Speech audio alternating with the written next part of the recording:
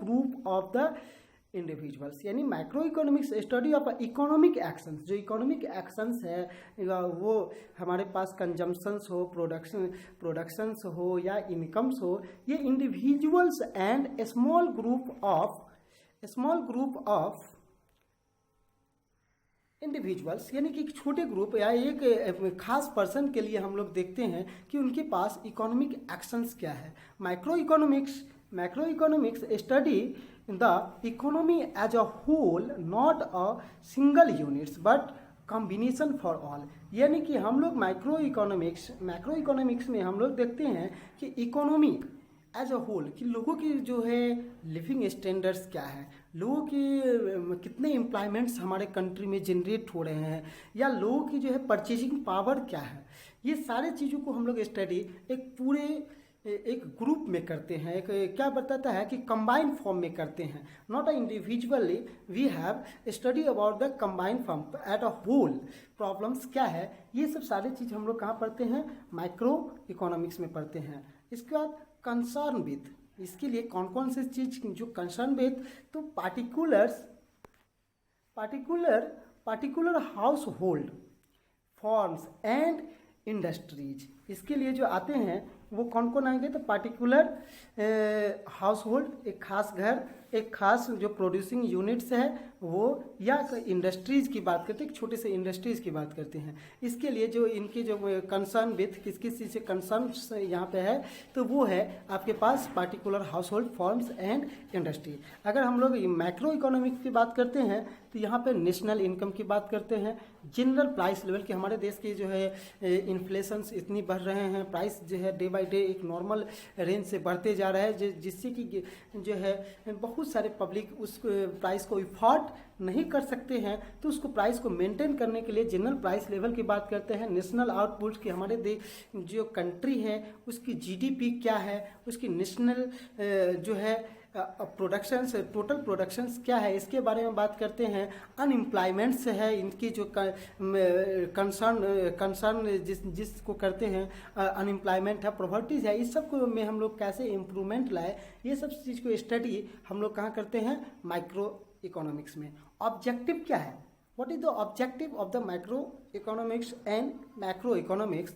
The objective है the demand side to maximize utilize. अगर कोई कंज्यूमर्स है तो कोई भी चीज़ की डिमांड इसलिए करता है कि उसको क्या है कि ज़्यादा से ज़्यादा यूटिलाइज कर सके, मैक्सिमाइज यूटिलिटी होना चाहिए, उसकी सेटिस्फैक्शन बहुत ज़्यादा होना चाहिए। Whereas on supply side की अगर हम लोग देखें तो maximum here given something wrong, यहाँ पे होना चाहिए क्या, maximum profits at minimum cost. यानी कि हमें क्या मिलना चाहिए कि बहुत कम मिनिमम कॉस्ट ऑफ प्रोडक्शन कम होना चाहिए और प्रॉफिट ज़्यादा होना चाहिए। यानी इसका मेन ऑब्जेक्टिव यही है कि एक consumers want to get maximum utility through when they have used any goods and services, and producers want to get more and more profits at a minimum cost. So an objective of the macroeconomics full employments, कि हमारे पास जो properties है या हम लोगों की जो income कम है तो इसको क्या करना चाहिए कि सभी के सभी रोजगार मिलना चाहिए।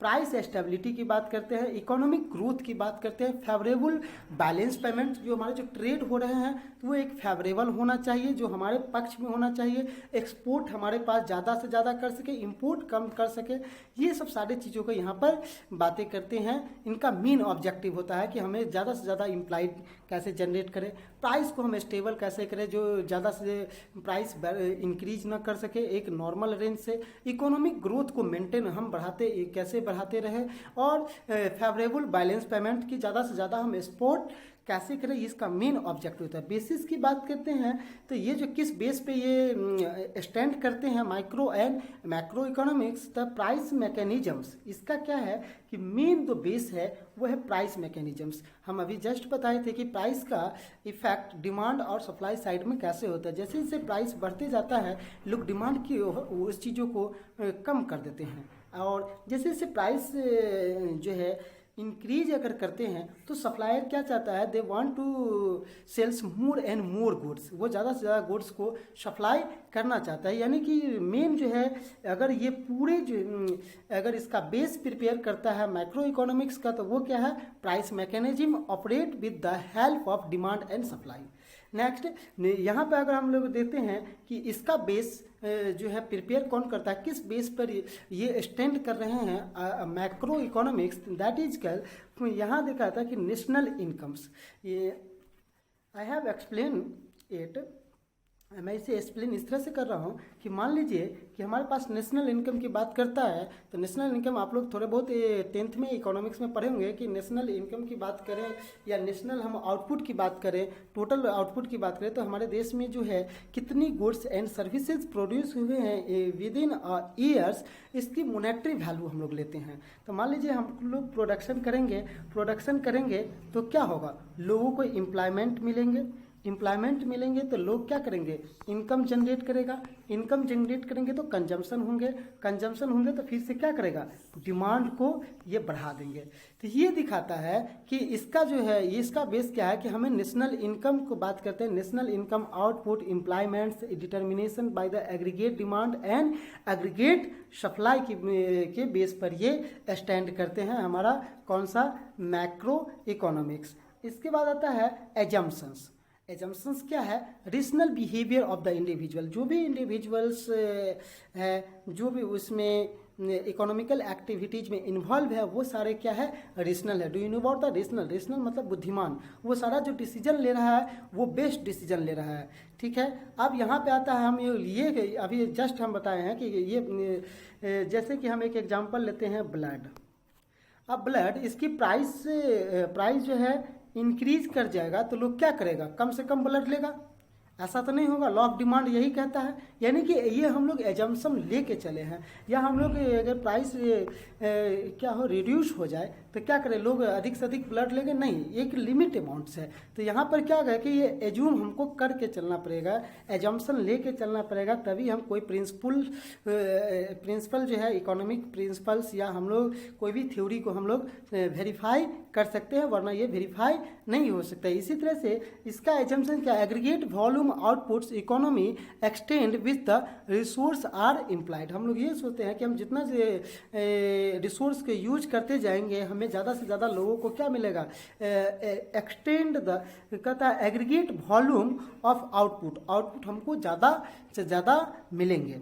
ये इसकी एजम्पशन है, ऐसा कोई ज़रूरी नहीं है। लिमिटेशंस क्या है इसकी, क्या है, एग्जिस्टेंस ऑफ फुल एम्प्लॉयमेंट्स, ये मान के चलता है कि सभी लोगों के पास क्या है, एम्प्लॉयमेंट्स है, और एम्प्लॉयमेंट है तो सभी लोग क्या चाहेगा, डिमांड चाहेगा, जो भी गुड्स को उनकी रिक्वायरमेंट है और उनके पास इनकम है, ये मान के चलता है। यहाँ पे क्या है, इन्वॉल्व द फैलेसी कंजम्पशंस, यानी कि एक बात करता है कि सभी लोग कंजम्पशंस करते हैं, ये which does not prove true.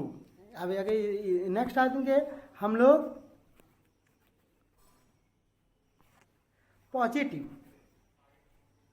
Positive and normative economics. Positive economics deal with the economic issues related with the past, present and futures. It deal with such a economic situations which can be studied each by using the fact and figures. यानी कि positive economics deal करते हैं economics issues related with the past, present and future. जैसे as for examples हम लोग ये बात करते हैं कि हमारे पास अभी क्या है कि स्कार्सिटी ऑफ वाटर्स, हर जगह वाटर की प्रॉब्लम्स है, और वाटर के हम लोग ये सोचते हैं कि अभी अगर वाटर्स के लेकर हम लोग इसकी कंजम्पशन को कम नहीं करें, अल्टरनेटिव यूज नहीं करें, तो जो पास्ट में हमारे पास इतने ज़्यादा वाटर थे अभी हमारे पास क्या है और फ्यूचर में क्या होगा, ये जो थ्योरी एक परसेप्शन तैयार की जाती है वो हमारा क्या है, वो है पॉजिटिव इकोनॉमिक्स। ये रिलेटेड किससे होता है, तो ये फैक्ट एंड फिगर्स बताता है कि अगर ये इसका फैक्ट है, कारण है, और इसका फिगर हमें कहाँ मिलेगा, फ्यूचर्स में मिलेगा। जैसे हम लोग बात करते हैं कोल, तो कोल के लिए हम लोगों ने क्या किया कि चलो हम लोग इलेक्ट्रिसिटी के बात करते हैं, या कोल से पहले हम लोग ट्रेन को ट्रांसपोर्ट करते थे one place to other place, लेकिन उसमें क्या हुआ कि ज़्यादा से ज़्यादा कोयला का हम लोग कंजम्पशन कर रहे थे। अगर कोल क्या है एक दिन में तो बनते नहीं है, तो हम लोग क्या किए उसमें कि अगर इस तरह से कोल की हम लोग यूज करें तो in futures we have face many types of problems in our society. So हम लोगों ने उसके लिए अल्टरनेटिव यूज करना स्टार्ट कर दिए। Next, characteristics of the positive statements. Characteristics क्या है, तो statements highlight the natures, statements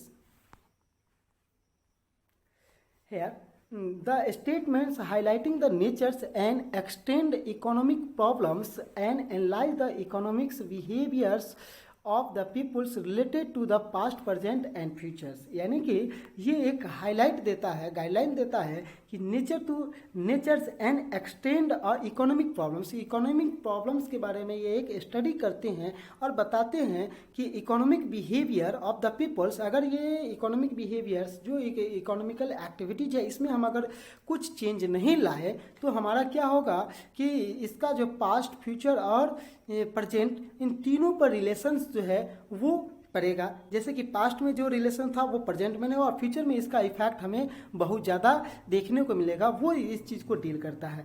second आ जाते हैं कि these statements are based on the fact and figure related to past, present and futures. ये बताता है कि ये जो है ये जो स्टेटमेंट है वो बेस्ड ऑन किस पर है, तो based on the figure and fact and figures, कि अभी इसका काउज है और इसका इफेक्ट हमें कहाँ मिलेगा, फ्यूचर्स में मिलेंगे। इसका फिगर्स बताता है कि ये इसका फिगर किस तरह से आने वाले फ्यूचर्स में हमें दिखेंगे, इसके बारे में past, present and future related. These statement is a very variables for truth. इसको हम लोग क्या करें, वेरीफाई करने की कर सकते हैं।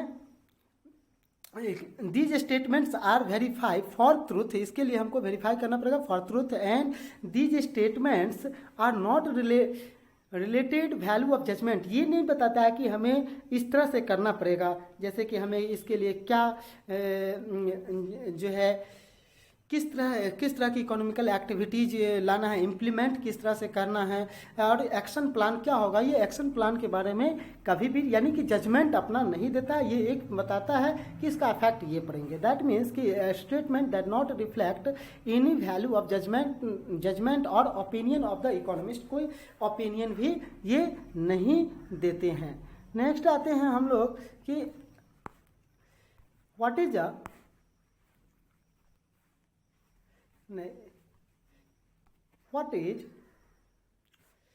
what is different between the what is positive, अभी जस्ट हम लोगों ने पढ़ा था पॉजिटिव और यहाँ पे normative economics theory is involve the subjective value judgement और judgement what economy must be or what measure to be undertaken on the base of particular economic concept और थ्योरी। कह रहा है कि हम लोग अगर बात करते हैं जैसे कि ये बताता है, ये जजमेंट पे बेस्ड होते हैं।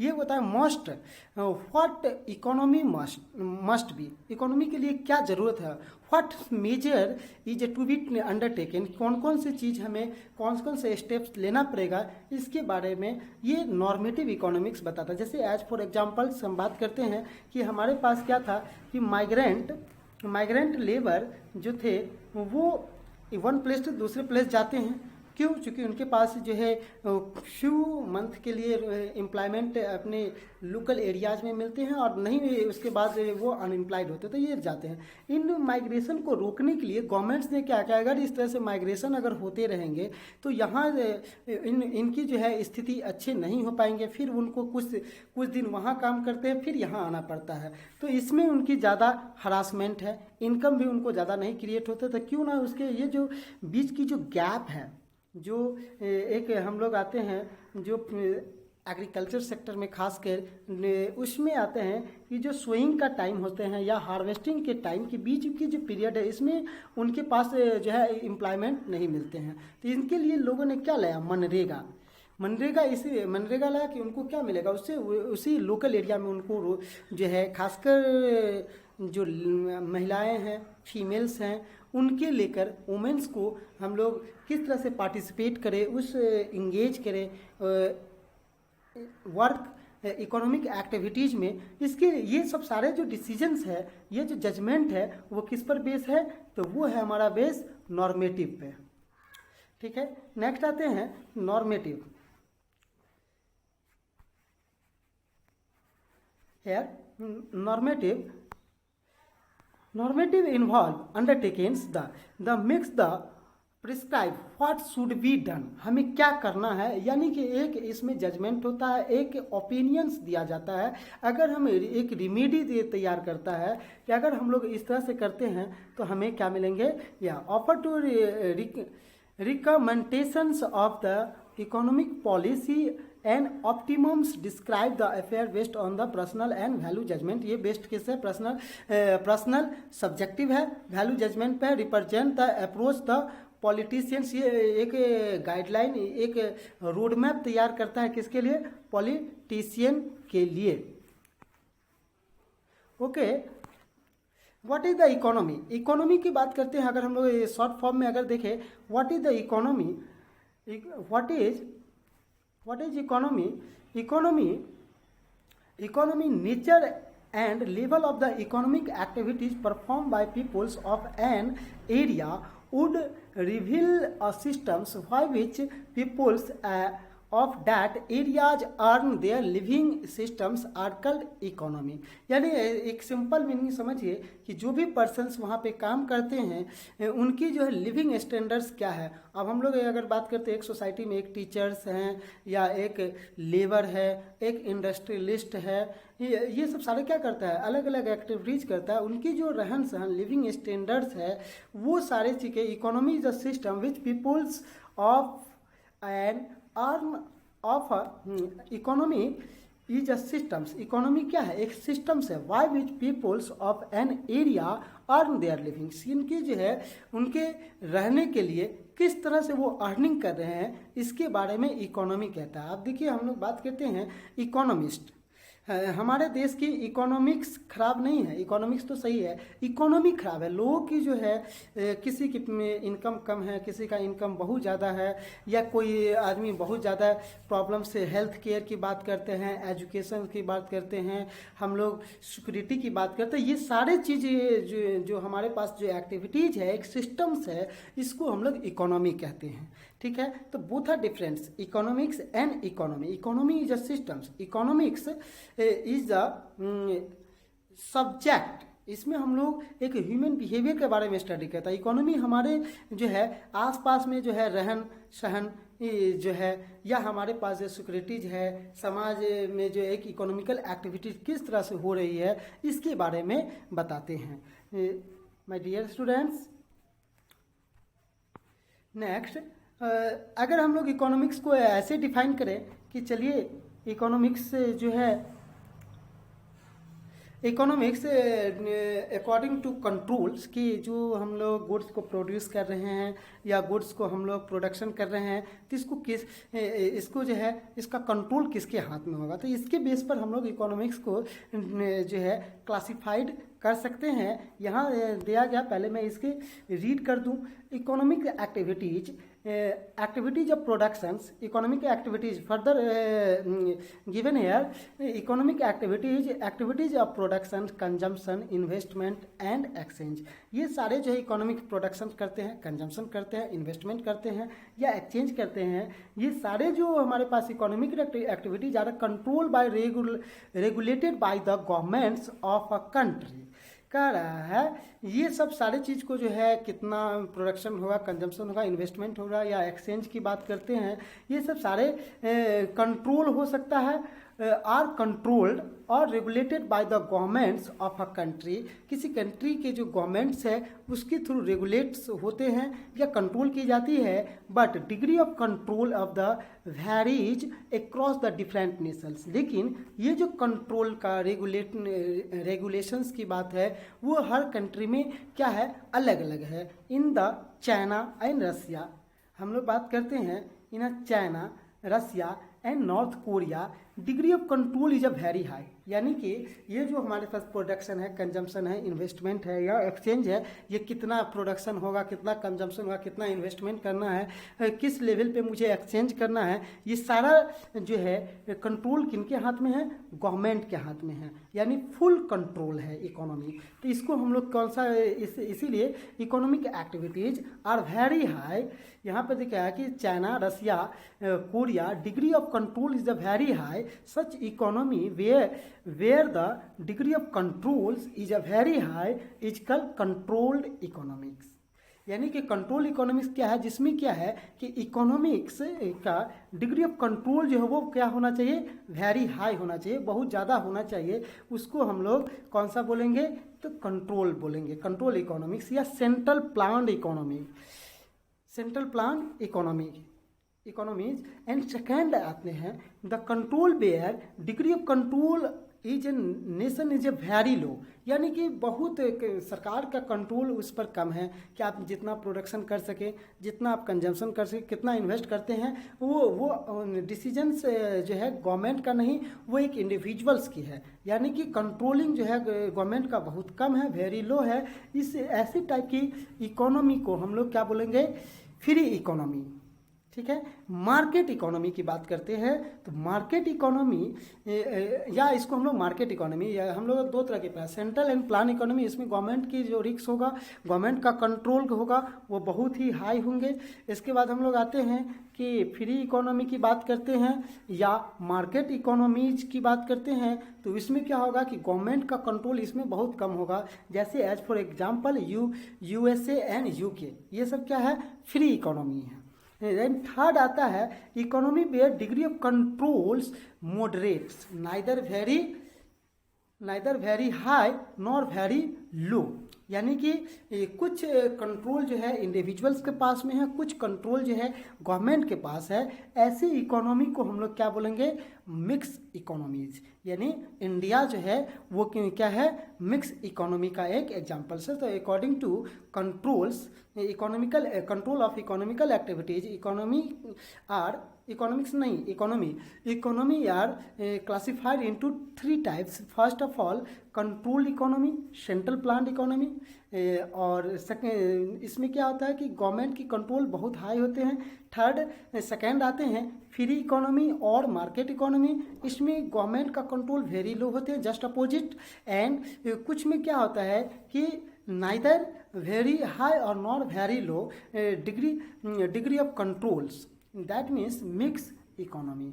सो हेयर हम लोगों ने यही पढ़ा कि इकोनॉमिक्स क्या है, इकोनॉमी क्या है। अब हम लोग ये देखते हैं, इसमें अगले क्लास में हम लोग ये पढ़ेंगे कि इक्विलिब्रियम, हम लोग देखेंगे कि वो सेंट्रल प्रॉब्लम्स इकोनॉमी में क्या है, किस तरह की प्रॉब्लम फेस करना पड़ता है, इसके बारे में हम लोग नेक्स्ट क्लास में पढ़ेंगे। इससे रिलेटेड कुछ क्वेश्चंस हैं, मैं अगले वीडियोज में इसको प्रोवाइड कर दूंगा। Okay, thanks.